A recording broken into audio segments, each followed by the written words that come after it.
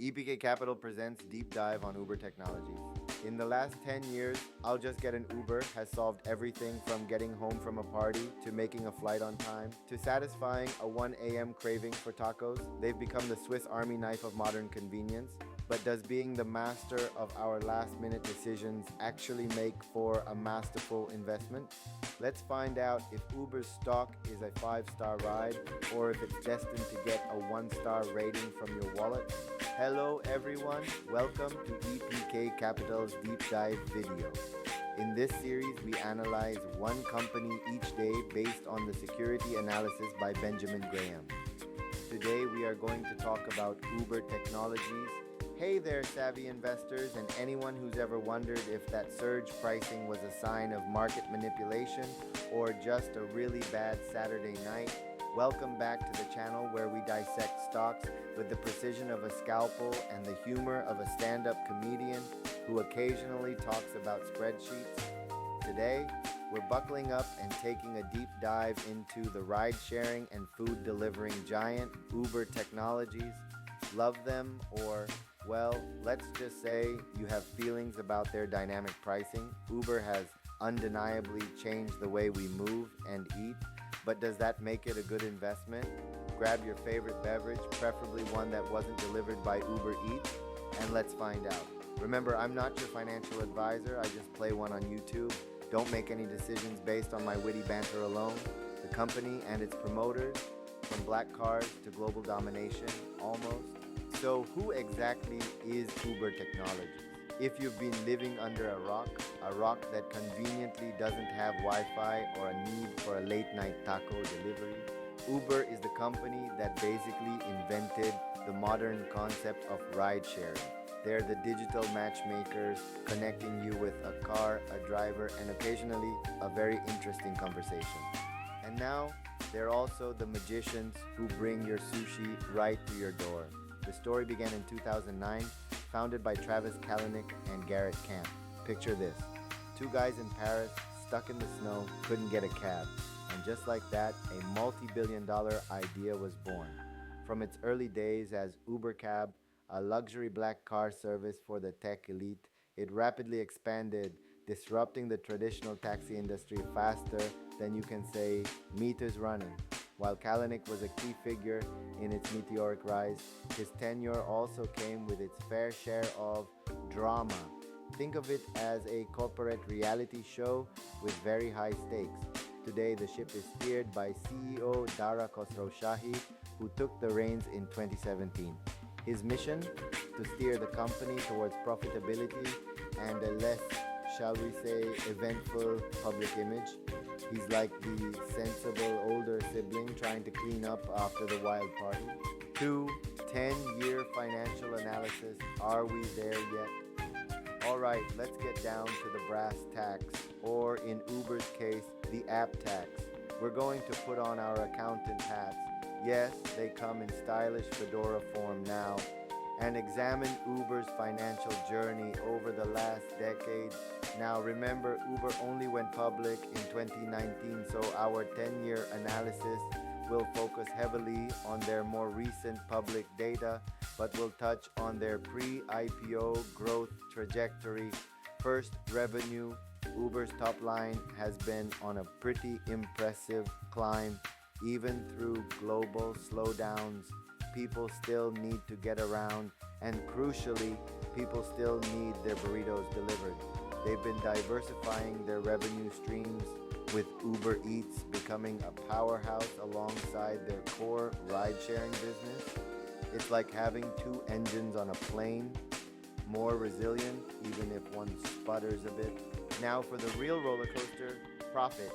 For a long time, Uber was synonymous with growth at any cost, which often meant losses at a very, very high cost. They were like that friend who always picks up the tab, but you know they're secretly bleeding money. However, in recent quarters, we've seen some actual honest-to-goodness profitability. Is it sustainable? That's the billion-dollar question. They're still battling operational costs, driver incentives, and that pesky thing called competition, debt levels. Building a global logistics network isn't cheap, folks. Uber has certainly taken on debt to fuel its expansion. We'll look at their debt to equity and current ratios. Are they managing their liabilities responsibly, or are they borrowing money faster than I order late night snacks? It's a balancing act between investing in growth and not getting caught in a financial headwind. And finally, margins. How much money does Uber actually keep from each ride or delivery after paying the driver and covering other direct costs? And then, after all the marketing, R&D, and corporate salaries, how much is left as operating profit? Their margins have been historically thin, a common characteristic of high-growth, platform-based businesses. But recent improvements show they're getting better at squeezing efficiency out of every transaction. It's a tough business where every cent counts. 3. Stock chart technical analysis, riding the waves of investor sentiment. Host, all right, let's leave the accounting books behind and jump into the squiggly lines that make technical analysts tick. We're pulling up Uber's long-term stock chart. Uber's IPO in 2019 was a massive event, but the stock didn't exactly shoot to the moon immediately. It had a bumpy start, finding its footing. We can see clear support levels where buyers tend to step in and prevent further declines. Think of these as the floor, the price where investors say, okay, this looks like a good deal. For Uber, historically, areas around mention a specific price range, e.g. 25-30, have acted as strong support. On the flip side, we have resistance levels where sellers tend to emerge, capping further upward movement. These are the ceilings the stock struggles to break through, like around breaking above resistance can signal strong bullish momentum, while failing to do so repeatedly can indicate consolidation or a potential pullback. And what about indicators? Let's talk about the Relative Strength Index, or RSI. This little gem helps us understand if the stock is overbought, meaning it might be due for a pullback, or oversold, meaning it might be due for a bounce. When Uber's RSI has dipped below 30, it often signaled a potential buying opportunity for technical traders, and when it climbed above 70, it sometimes hinted at a coming correction. It's not a crystal ball, but it's a pretty handy thermometer for market sentiment. The chart tells a story of initial skepticism, a pandemic-induced dip, a significant recovery driven by tech euphoria and the rise of Eats, and then a period of consolidation. It's been a volatile ride, much like trying to hail an Uber at 2 a.m. on New Year's Eve. 4. Benjamin Graham valuation. Is this stock a steal or a sucker bet? Now, let's pivot from the squiggly lines to the wisdom of the OG value investor himself, Benjamin Graham. For those unfamiliar, Graham was Warren Buffett's mentor and the author of The Intelligent Investor. He preached buying businesses, not just stocks, and doing so at a discount to their intrinsic value. So, if Benjamin Graham were alive today and presumably knew how to use an iPhone, what would he think of Uber? Graham typically looked for companies with consistent earnings, strong balance sheets, and a solid dividend, things that, let's be honest, Uber hasn't historically been known for. For a long time, Uber was a growth stock, not a classic value stock. Applying a strict Graham formula to a company like Uber, which spent years prioritizing market share over immediate profits, can be tricky. Graham's methods are best suited for mature, stable companies. Uber is still, in many ways, maturing. However, with their recent push towards profitability, we can start to assess if the market is giving us a margin of safety. Host, if we look at metrics like price to earnings, PE, once they consistently have positive earnings, or even price to sales, PS, for high growth, currently unprofitable companies, we can get a sense. Given Uber's massive market cap and still evolving profit story, many would argue it's been difficult to call it undervalued by strict Graham standards. It's often been seen as fairly valued or even overvalued by those metrics, pricing in a lot of future growth. But as they hit profitability, the picture starts to change. It's less about finding a deeply discounted cigar butt and more about whether the market is fairly valuing the future potential of a dominant platform. 5. Pros versus cons, the bull, the bear, and the guy who can't decide all right enough with the historical figures and the mathematical equations. Let's boil it down to what really matters. Why you might want to own Uber stock and why you might want to run for the hills. The bull case, why you might be optimistic. Market dominance. Uber is a verb. I'll Uber there. That's brand power, folks. They have massive network effects in both ride sharing and food delivery, making it tough for new competitors to truly disrupt them. Path to profitability. After years of burning cash, Uber is finally showing consistent profits. This is huge. It signals a maturing business model and better operational efficiency. Diversification. They're not just rides anymore.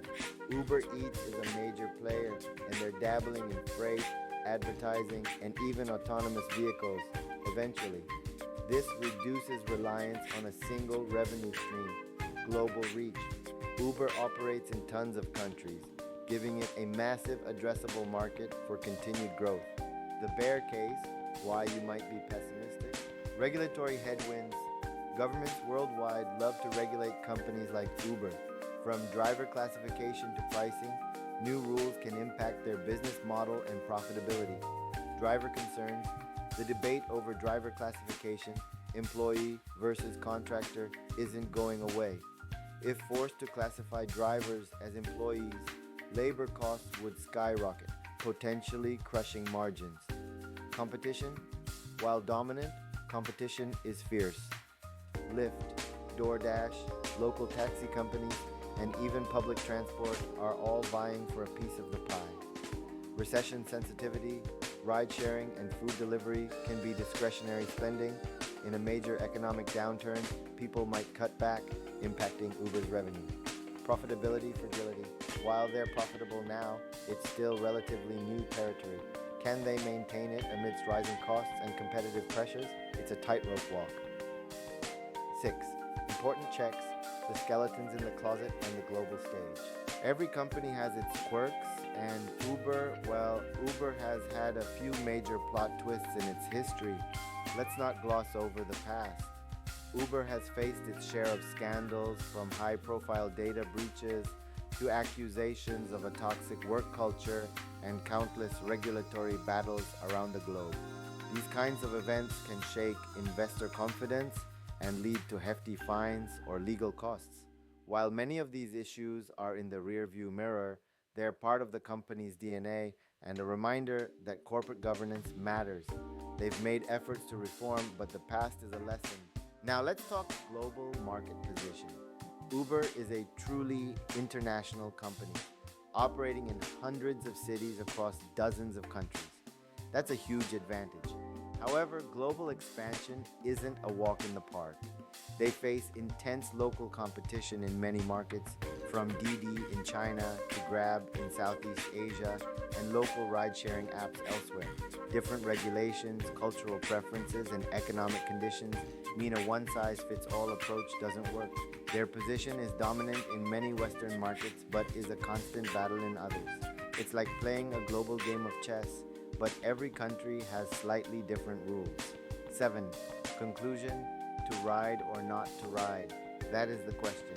So there you have it, folks. Our journey through Uber Technologies, from its humble beginnings to its global aspirations, its financial tightrope walk, and its stock chart's emotional highs and lows.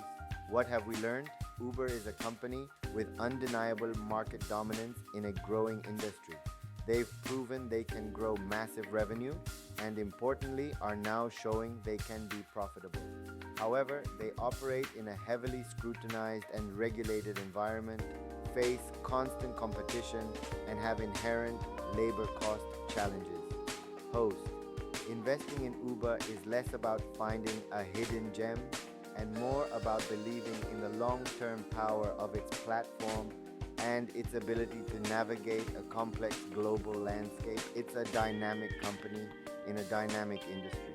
Ultimately, whether Uber Technologies fits into your portfolio depends on your own financial goals, risk tolerance, and belief in their future execution.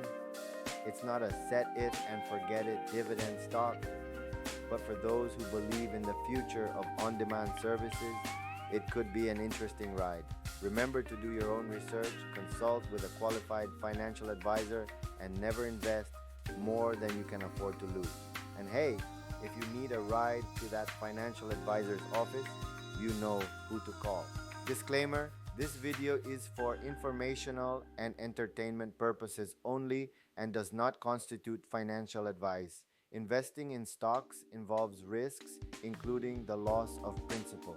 Please consult with a professional financial advisor before making any investment decisions. I am not a financial advisor. And that's all we had for this video. Thanks for watching. If you found this video valuable, please hit the like button, subscribe to our channel, and let us know in the comments which company you'd like us to analyze next.